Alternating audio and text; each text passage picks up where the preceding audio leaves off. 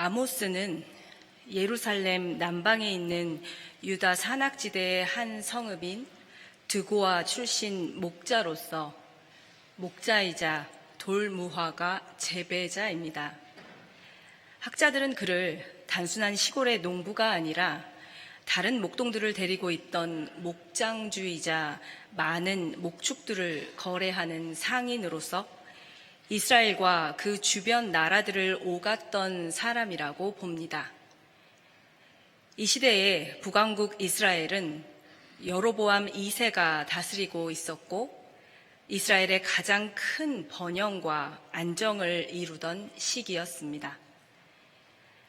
오늘 본문에 앞서 아모스는 자기가 본 두 가지 환상의 의미를 알고 있었습니다.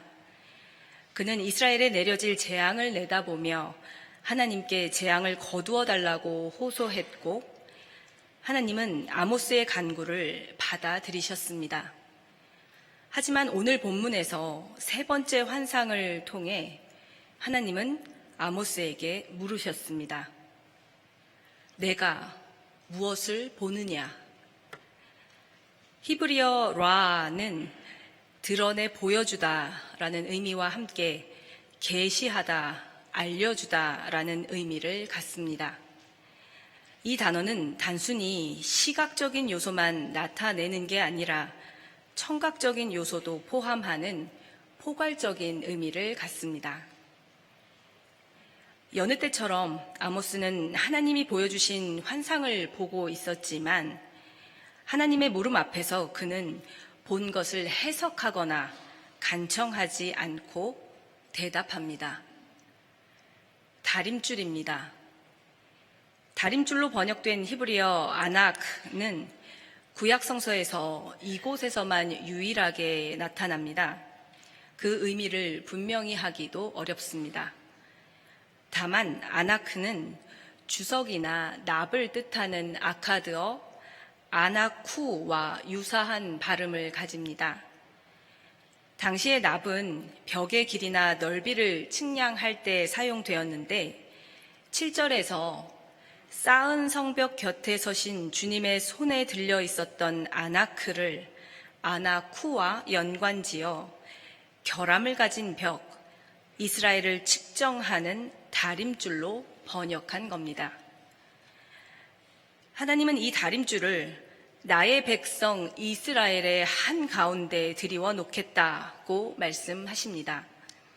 다림줄을 통해 벽의 기울어진 정도를 측정할 수 있듯이 하나님의 손에 들린 다림줄을 통해 겉으로는 번영의 시대를 살아가는 이스라엘의 민낯이 드러날 겁니다. 그러나 이 다림줄은 벽을 부수기 위한 도구는 아니었습니다. 북이스라엘을 심판하기 위해 하나님은 남왕국 유다에 사는 아모스에게 환상을 보여주셨지만 줄 끝에 달린 추로 직선을 정확하게 측정하여 튼튼한 벽을 쌓을 수 있듯이 8절 심판 선언에서도 하나님은 나의 백성 이스라엘의 한가운데 다림줄을 놓겠다는 말씀을 먼저 하셨습니다. 하나님이 보고 계시는 것은 다림줄이나 파괴할 성소가 아닌 나의 백성 이스라엘입니다. 하나님이 아모스에게 다림줄을 보여주신 것은 이스라엘의 징벌과 저주를 선포하기 위해서였습니다. 왕국의 번영 가운데서도 하나님이 원하셨던 공의와 정의가 사라진 채 힘없는 사람들과 가난한 사람들은 억울한 삶을 살고 있었고 부자들과 지도자들은 사치를 부리고 호화로운 생활을 이어가고 있었습니다. 그러나 하나님이 가장 눈여겨보셨던 것은 어려움을 호소하는 나의 백성 이스라엘이었습니다. 하나님은 당신의 백성 이스라엘 한가운데에 다림줄을 놓아 부패한 산당과 성소와 왕국을 치고 결국에는 허물어진 것들을 일으켜 세워서 다시 옛날과 같이 회복시키고자 하셨습니다. 세 번째 환상 앞에서 하나님의 물음에 자신이 무엇을 보는지 대답한 아모스는 더 이상의 중재를 하거나 이스라엘을 위해 간구하지 않습니다. 이스라엘을 향한 하나님의 징벌은 피할 수 없는 상황이었고 아모스의 중재도 소용없는 단계에 와 있었습니다. 북이스라엘 성소가 있었던 베델의 제사장 아마샤는 아모스를 선견자로 봅니다. 선견자는 히브리어로 호째인데요. 고대 이스라엘의 예언사에서 초기 예언자를 지칭하는 말입니다. 아마샤는 아모스를 예언자로 인정하고 있었습니다. 그가 아모스를 예언자로 보면서도 배척했던 이유는 아모스가 북이스라엘 출신이 아니면서도 베델까지 와서 자신과 자신이 섬기는 북왕국을 향해 심판을 예언했기 때문입니다. 유다 땅으로 피해서 거기에서나 예언을 하면서 밥벌이를 하시오 라는 그의 말에는 예언자를 하나님의 말씀을 선포하는 사람으로 여기기보다는 생계의 수단으로 예언을 이용하는 사람으로 본 게 아닌지 되묻게 합니다. 아마샤는 여로보암 왕에게 사람을 보내어 아모스가 선포하고 있던 예언을 전합니다. 여로보암 왕은 칼에 찔려 죽고 이스라엘 백성은 틀림없이 사로잡혀서 그 살던 땅에서 떠나게 될 것이다. 그는 아모스가 반란을 선동하고 있다고 생각했고 아모스의 말을 참을 수 없었습니다. 아마샤는 왜 아모스의 선포를 하나님의 말씀이 아니라 반란을 일으키는 말로 여겼던 걸까요? 13절에서 아마샤는 아모스에게 다시는 베델에 나타나서 예언하지 말라며 이곳은 임금님의 성소요 왕실이요 라고 말합니다. 아마샤는 그가 섬기는 베델에 하나님의 징벌이 내리지 않을 거라고 믿고 있었습니다. 남유다로부터 독립한 북이스라엘은 베델과 단 두 곳에 나라의 중심이 되는 성소를 세워 남유다와는 무관한 그들만의 왕조를 위해 독립된 종교와 정치 체제를 갖추고자 했습니다. 그렇게 형성된 성소 중에 하나인 베델이 왕을 위한 왕의 정치적인 도구가 될 것은 자명한 일이었습니다. 아마샤는 왕이 임명한 제사장의 후예였고 왕가에 속한 이스라엘 지배층의 이익을 대변하기 쉬운 제사장이었습니다. 게다가 당시는 군사적으로도 경제적으로도 풍요로운 시기였습니다. 가난한 사람들은 비참한 생활을 이어갔지만 부자들은 호화롭게 지내며 신앙적인 오만과 안일함에 빠져 있었습니다. 출신과 하는 일만 본다면 아모스보다 아마샤가 예언자와 예언자의 제자들에 가까운 사람이었지만 아마샤는 하나님의 말씀이 들려져야 할 곳을 자신이 조력하고 있는 왕의 거처로만 봅니다. 베델이 파괴된다는 건 자신이 파괴되는 것과 같은 일이었습니다. 10절에서 아마샤는 이 나라가 아모스의 예언을 더 이상 참을 수 없다고 왕에게 보고하지만 정작 그 예언을 참을 수 없었던 사람은 베델을 받들고 있던 아마샤가 아니었을까요? 아모스에게 고향으로 가서 예언을 하며 밥벌이를 하라고 했지만 아마샤야말로 지금 이 순간 하나님의 말씀이 선포되어야 할 자리를 밥벌이터로 보았던 게 아닐까요? 아모스는 아마샤와 같은 제사장도 아니었고 교육을 받은 예언자의 제자도 아니었지만 하나님께서 보여주신 환상을 통해 그는 한 사람의 목자에서 보고 들은 말씀을 전하는 예언자가 됩니다. 아모스가 보았기에 그는 고향을 떠나 말씀을 전할 수 있었습니다. 그가 보고 들었기에 자신을 적대시하는 사람들 앞에서도 하나님의 말씀을 단호하게 선포할 수 있었습니다. 징벌과 심판의 말씀 속에서도 하나님이 나의 백성 이스라엘이라는 표현을 거두지 않으셨던 것처럼 아모스는 고향인 유다 땅 양떼 몰던 곳에서 하나님께 붙잡혀 징벌받을 땅이 아닌 주님의 백성 이스라엘에게로 가서 남과 북을 가르지 않고 말씀을 전할 수 있었습니다. 누가복음 10장에서 어떤 율법교사가 영생에 관한 질문을 들고 예수님을 찾아갔습니다. 그러나 그는 무엇을 해야 영생을 얻을지 정말로 궁금하지는 않았습니다. 그의 눈에 예수는 단지 지금 유명세를 타고 있는 검증받지 못한 비주류였고 모세율법을 해석하는 전문가이자 인정받는 종교 지도자인 자신에게는 예수의 진정성을 판단할 자격이 있었습니다. 율법 교사는 예수를 시험하여 묻습니다.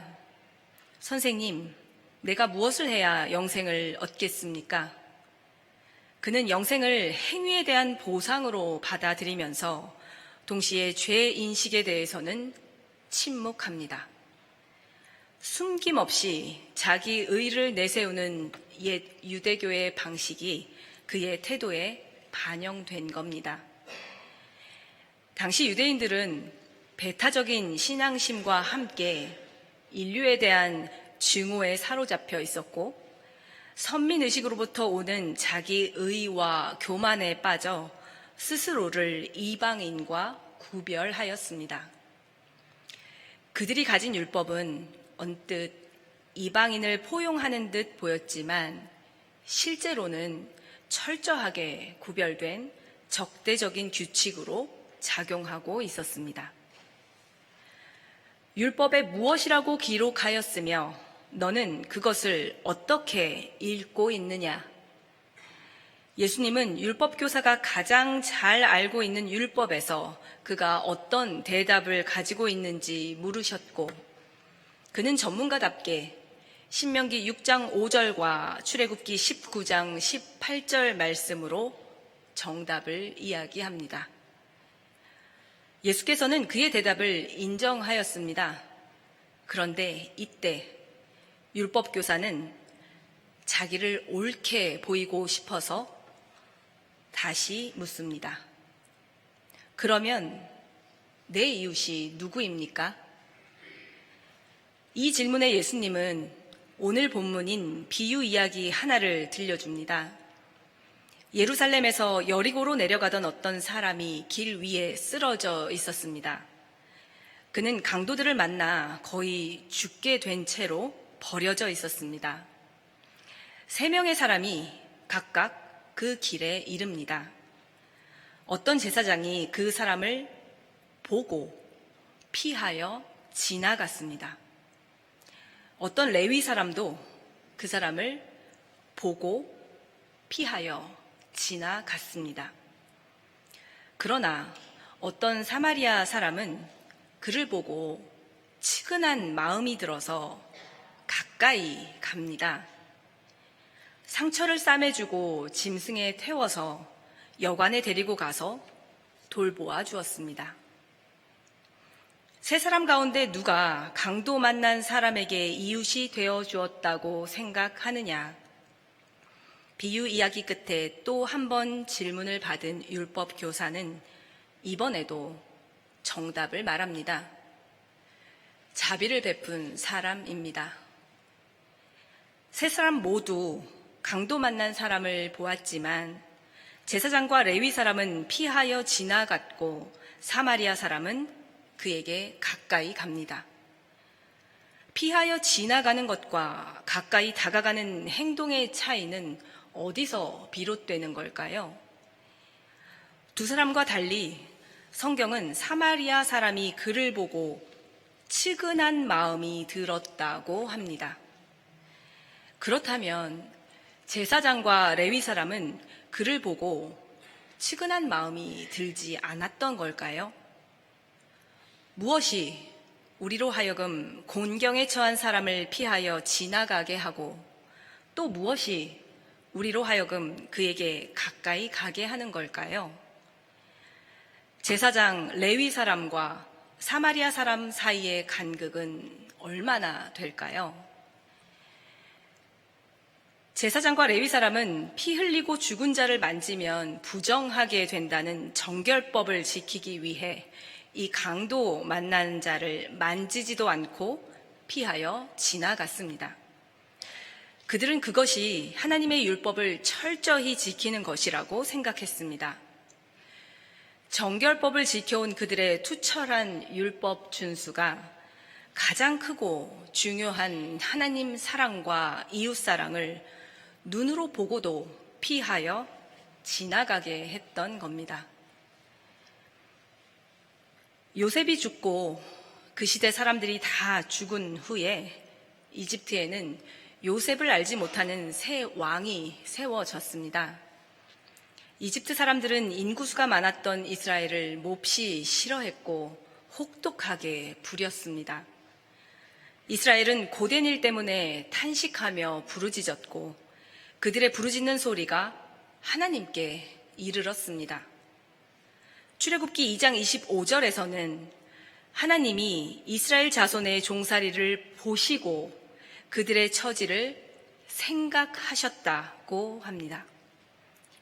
3장 7절에서 떨기 가운데에 모세를 만나신 하나님은 이런 말씀을 하십니다. 나는 이집트에 있는 나의 백성이 고통받는 것을 똑똑히 보았고 또 억압 때문에 괴로워서 부르짖는 소리를 들었다. 그러므로 나는 그들의 고난을 분명히 안다. 하나님은 고통 속에 부르짖는 이스라엘의 소리를 듣고 그들에게 찾아가 그들을 구원하셨습니다. 이때 출애굽의 하나님은 이스라엘의 고난을 보시고 그들의 처지를 생각하셨고 그들의 고난을 분명히 아셨습니다. 여기서 생각하다, 분명히 안다라고 번역된 히브리어는 모두 야다입니다. 이 야다는 안다라는 뜻인데요. 이때 이 안다라는 뜻은 단순한 정보를 습득하는 게 아니라 경험적이고 관계적인 의미가 많다는 걸 의미합니다. 하나님이 사람을 향해 안다라고 할 때 이것은 하나님께서 선택하시고 돌보시고 사랑한다는 뜻을 포함합니다. 하나님은 이스라엘의 고통을 보셨고 그들의 삶과 고난을 알았습니다. 그리고 하나님은 이스라엘을 찾아가 그들을 이집트에서 이끌어 내셨습니다. 내가 무엇을 해야 영생을 얻겠습니까? 라며 예수를 시험했던 율법 교사에게 예수님은 말씀하셨습니다. 율법에 무엇이라고 기록하였으며 너는 그것을 어떻게 읽고 있느냐? 여기서 읽다로 번역된 동사는 분간하다, 확실히 알다라는 뜻으로 히브리어 야다와 비슷한 맥락을 가집니다. 예수님은 율법서에 기록된 말씀을 입으로 전하는 것만이 아니라 그 말씀을 율법 교사가 어떻게 확실하게 알고 있는지 물으셨던 겁니다. 비유 이야기를 들은 후에 강도 만난 사람에게 누가 이웃이 되었는지 대답해야 했을 때 율법 교사는 한 걸음 물러납니다. 그는 사마리아 사람입니다 라고 말하지 못했고 자비를 베푼 사람입니다 라고 대답합니다. 어쩌면 이 율법 교사는 강도 만난 사람을 보고 피하여 지나간 제사장과 레위 사람의 자리에 머물고 있는지도 모릅니다. 그는 무엇을 해야 영생을 얻는지에 대해 진심으로 궁금해하지 않았고 자신 있게 외우고 있는 율법을 교사인 자신이 어떻게 읽고 있는지 말하지 못했습니다. 그는 스스로 예수보다 율법을 더 잘 안다고 생각했고, 옳게 보려고 하기보다는 자신이 옳게 보여지기를 원했습니다. 우리는 어떻습니까? 우리는 무엇을 보고 본 것을 어떻게 읽고 있나요? 하나님과 아모스를 통해 우리는 확인합니다. 보고 읽어내는 것으로 우리는 삶의 태도와 방식을 결정합니다. 보고 아는 바대로 우리는 마음을 실어 가까이 다가갑니다. 사랑하는 여러분, 우리가 시험하거나 옳게 보여지기를 원하지 않고 정말로 보고 특히 아픔과 고난을 분명히 알기를 기도드립니다. 가까이 가서 상처를 싸매고 돌볼 수 있기를 기도드립니다. 함께 기도드리겠습니다. 하나님, 한결같이 저희를 하나님의 백성으로 여기시어 고난의 자리마다 보시고 알고 찾아오시어 베푸시는 은혜에 감사드립니다. 저희가 또한 보고 알게 하옵시고 가까이 다가가 사랑을 이룰 수 있도록 성령께서 함께하여 주옵소서. 예수 그리스도의 이름으로 기도드립니다.